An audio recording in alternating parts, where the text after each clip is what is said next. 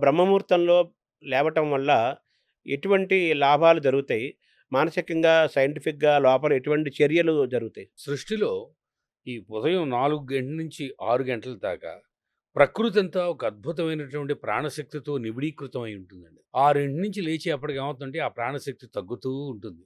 Oxygen level తగ్గుతూ ఉంటాయి. ప్రాణశక్తి తగ్గుతూ ఉంటుంది.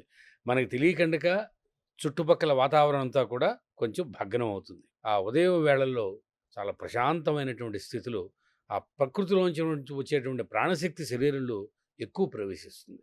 ప్రాణశక్తి ఎక్కువ మనకి ఉద్దీపన జరుగుతుంది. అంటే రీచార్జ్ అవుతుందనమాట అది. మనసు ప్రశాంతంగా ఉంటుంది లేవంగానే. అప్పుడు మనం ఆసనాలు చేసినా, ప్రాణాయామం చేసినా, మెడిటేషన్ చేసినా బావుంటుంది.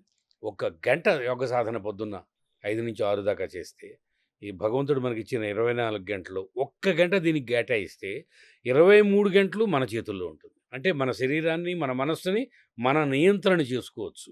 టీవీని రిమోట్‌తో మనం ఎలా నియంత్రిస్తున్నామో, మన శరీరాన్ని, మనస్సుని మనం ఆ రిమోట్ కూడా మన చేతుల్లో ఉంటుంది. పొద్దున్న ఒక గంట సేపు సాధన చేసి.